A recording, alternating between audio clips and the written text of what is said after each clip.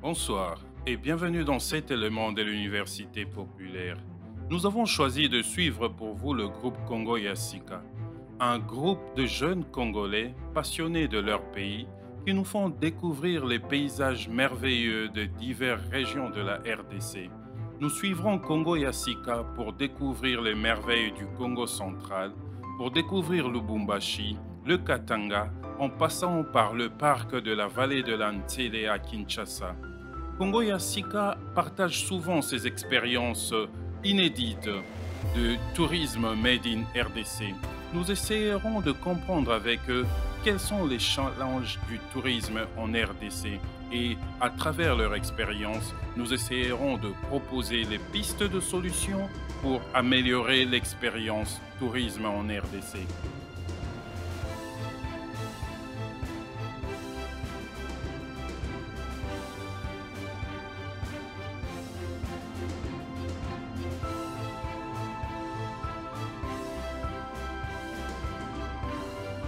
Ce soir, nous parlerons du tourisme et plus précisément du tourisme en RDC. Nous essaierons ensemble de comprendre quels sont les enjeux du tourisme en RDC. Que représente l'apport du tourisme dans le budget, dans l'économie d'un pays? Et particulièrement, puisque nous parlons de la RDC, posons-nous les bonnes questions sur le budget de la RDC. Comment le tourisme peut-il contribuer à la croissance économique de la RDC? En général, dans la plupart des pays du monde, le tourisme apporte jusqu'à 7% du PIB de l'économie nationale d'un pays qui a tout mis en place pour que le tourisme soit un secteur florissant.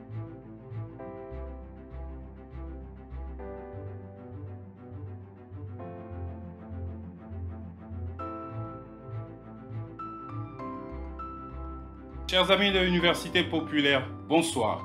Ce soir, nous parlerons du tourisme en RDC. Ensemble, nous essaierons de comprendre quel pourrait être l'apport du tourisme dans le développement, dans la croissance de l'économie congolaise.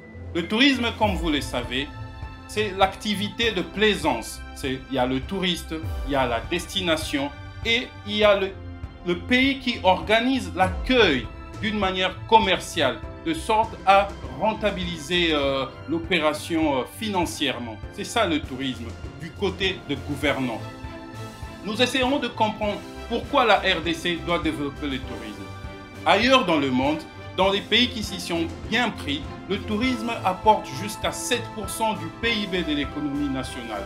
Et ce n'est pas une formule magique. Le Rwanda l'a fait, les États-Unis d'Amérique l'a fait, la France l'a fait et plusieurs pays africains l'ont fait. Le Kenya, l'Afrique du Sud et pourquoi pas la RDC. Ce soir, nous essayerons de comprendre quelles sont les différentes formes du tourisme. Nous avons le tourisme interne, le tourisme local et bien sûr le tourisme international qui apporte un flux de devises. C'est ce tourisme-là sur lequel nous allons nous concentrer. Nous essayerons de comprendre qu'est-ce qui fait en sorte que le tourisme en RDC ne puisse pas connaître l'essor maximal pour qu'enfin nous puissions compter parmi les pays dont le tourisme apporte en moyenne 7% du PIB. 7% du PIB, c'est une croissance assurée. Chiffrée pour un pays comme le Kenya, c'est 680 millions de dollars par an, juste pour le tourisme. La RDC, un pays plénipotentiel, comme nous le savons tous, regorge bien de facteurs le rendant beaucoup plus séduisant que la destination Kenya. Nous ne faisons pas la comparaison entre les pays. Ce soir, nous essayerons de comprendre pourquoi ça ne marche pas en RDC, quels sont les défis à relever et surtout, quelles sont les pistes de solutions pour que le tourisme, enfin, puisse être ce secteur porteur de 7% de croissance annuelle de notre économie nationale. Chers amis, restez sur place. Bonsoir. J'ai hérité, c'est la difficulté d'avoir un visa touristique pour le Congo. Ça, c'est d'abord ce qui entoure l'homme congolais sur le plan touristique. À notre arrivée ou à l'arrivée du président Félix, c'était un problème. Et les attentes sur la démocratie, ce que j'ai trouvé, c'est l'héritage du climat après alternance. Ça compte sur le plan touristique. Là, je parle de l'homme. Sur le plan du travail, ce que j'ai trouvé, c'est une administration qui manque d'adresse. c'est une administration mise de côté, hors leur maison. Vous êtes quinois, le ministère du Tourisme avait son secrétariat général en diagonale de l'Institut national de sécurité sociale, oui, qui est aujourd'hui la sur le boulevard du 30 juin. Sur le boulevard du 30 juin. Oui. Déguerpi est affecté à un autre service. Non. Alors que, certes, ce que j'ai trouvé, c'est ça. Le secrétariat général du tourisme aujourd'hui n'a ni bâtiment ni bureau. Ils sont dans un hôtel qu'ils louent. C'est ce que j'ai trouvé. Ce que j'ai trouvé, le ministère n'a pas un bâtiment à lui. C'est un fourre-tout dans un immeuble. Le tourisme, c'est d'abord une activité de plaisance.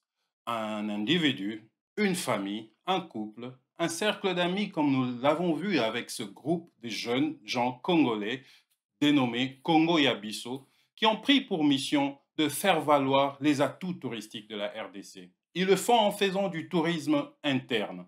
Le tourisme interne, c'est quand une population, des individus internes d'un pays visitent une autre partie du pays. Nous donnons un exemple. Le groupe Congo Yabiso, ce sont des jeunes venus de Lubumbashi, de Kinshasa, de Goma, de Bukavu. Nous citons les lieux de la RDC. Et ils se décident ensemble, aujourd'hui nous visiterons Lubumbashi. Ils prennent leur avion, ils prennent leur bateau, ou comme ce sont des jet-setters, ils prennent un jet privé pour leur endroit de destination. Ça, c'est le tourisme interne. C'est quand les nationaux essayent de visiter différents sites touristiques à l'interne, dans le territoire national. Et ce tourisme interne joue un rôle non négligeable dans l'assiette touristique. Le tourisme n'est pas que la visite des étrangers. C'est aussi quand les nationaux vont visiter les autres endroits. Mais pour un pays continental comme la RDC, quitter Lubumbashi pour visiter un site à Mwanda, à l'échelle européenne, ça serait comme quitter la France pour aller en Autriche. Le Congo, c'est un grand pays, comme vous le savez. Mais que font les habitants de Mwanda eux-mêmes? N'ont-ils pas besoin de visiter d'autres recoins du Mwanda dont ils ne connaissent pas? Mwanda est grand, vous le savez. Tout la RDC, c'est tout un continent. Il y a des endroits où les locaux eux-mêmes ne savent pas, n'ont jamais visité, dont ils ont besoin de connaître. Et à l'échelle nationale, l'organisation du tourisme a aussi pour rôle, pour but, de capter ce flux-là de potentiels visiteurs locaux. Et là, nous ne parlons plus du tourisme interne. Congo Yabiso ne quitte plus Lubumbashi pour le Bas-Congo. Nous parlons maintenant des habitants du Bas-Congo qui iraient visiter la plage à Mwanda. Quelqu'un qui quitterait Matadi ou Boma pour Mwanda. Et là, nous parlons du tourisme local. Et bien sûr, là où vous nous attendez tous, le tourisme qui amène du cash, le tourisme qui amène du dollar, c'est bien sûr le tourisme international. Comment faire en sorte qu'un couple, une famille ou un groupe d'amis se décide de quitter Hambourg pour Kinshasa, pour savourer la bonne musique de Fali peut-être, ou bien pour un bon liboké à Maluku Beach, peut-être bien, ou tout simplement pour savourer la convivialité quinoise, qui est légendaire, cette hospitalité qui nous est reconnue partout dans le monde. Là, nous sommes en plein milieu du tourisme international. Donc, on récapitule. Le tourisme a plusieurs formes, 3 formes principales. Nous parlons du tourisme interne, du tourisme national et du tourisme international. Dans le tourisme interne, nous pouvons le subdiviser en 2 branches. Quand on quitte Lubumbashi pour Kinshasa, on fait du tourisme interne. Mais aussi, quand on est de Lubumbashi, on veut visiter Kasumbalesa, on est dans le tourisme interne, mais plus précisément dans le tourisme local. Le tourisme en RDC, c'est un potentiel chiffré en milliards de dollars. Mais attention, seulement si nous arrivons à mettre en place les infrastructures qu'il faut, ça veut dire les prérequis. Parce que le touriste, comme on le disait tantôt, ne quitte pas chez lui, en parlant de touristes international, il ne quitte pas chez lui le touriste pour venir en RDC et souffrir à l'aéroport, manquer les moyens de quitter l'aéroport jusqu'à sa destination. Donc, ça veut dire qu'il y a des prérequis que nous essayerons de développer un peu plus tard sur cet élément. Mais il faut savoir que le tourisme en RDC a un potentiel chiffré en milliards de dollars. Tenez, juste un seul exemple.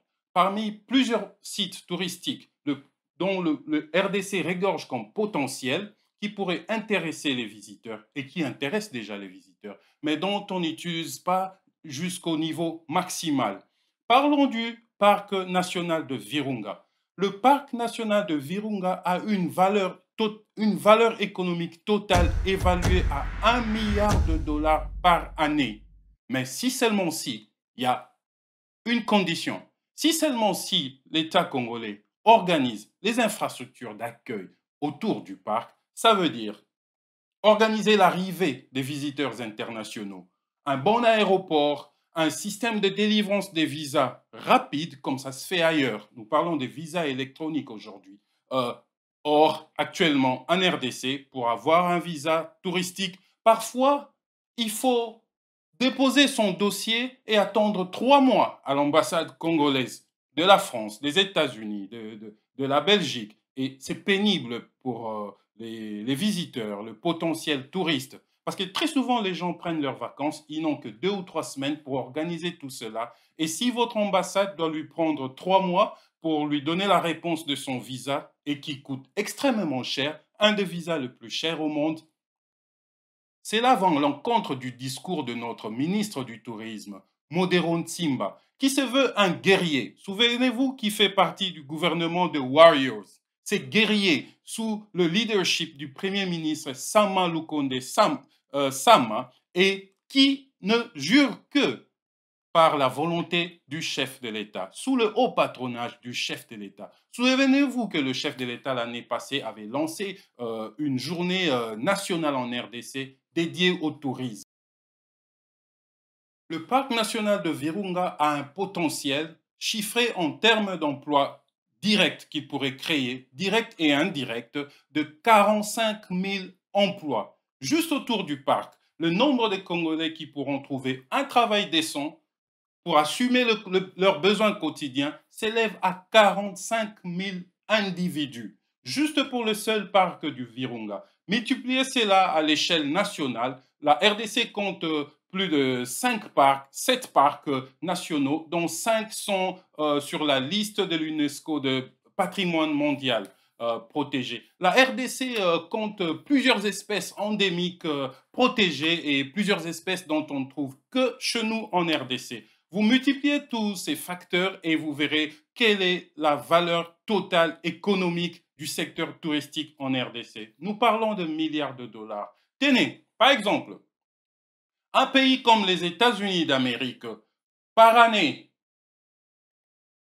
obtient comme manne touristique de plus de 200 millions de dollars annuellement. La France, c'est le pays qui reçoit le plus de touristes au monde et le pays qui utilise le mieux, le pays qui fait un bon usage à bon escient du secteur touristique. La France obtient une manne de 710 millions de dollars par année juste par le tourisme. Après, nous avons d'autres pays qui s'en sortent bien. Nous citerons la Thaïlande avec 65 millions de dollars par année, l'Allemagne 58 millions de dollars, l'Italie 51 millions de dollars, le Japon 49 millions de dollars, l'Australie 47 millions de dollars, la Turquie 42 millions de dollars, Macao 39 millions de dollars et bien d'autres. Les Émirats arabes unis avec 38 millions de dollars. Nous citerons les pays africains, le Kenya, le Rwanda. Ce sont des pays qui s'en sortent mieux que nous. Mais la RDC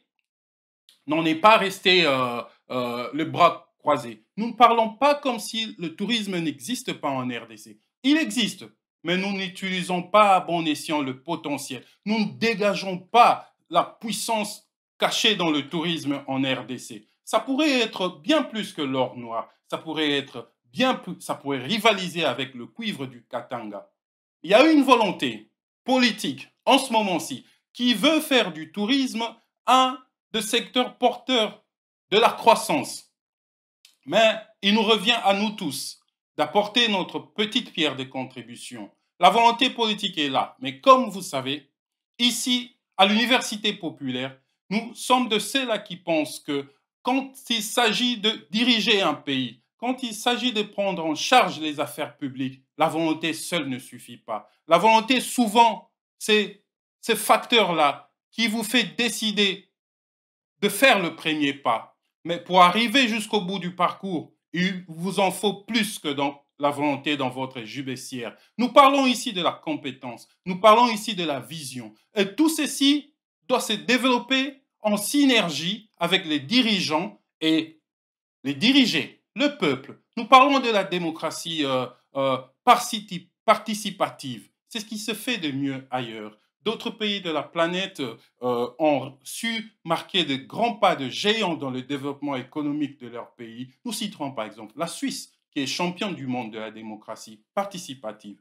Nous voulons dire ceci pour dire qu'il n'incombe pas qu'aux dirigeants de définir les priorités, de définir la politique nationale de tourisme.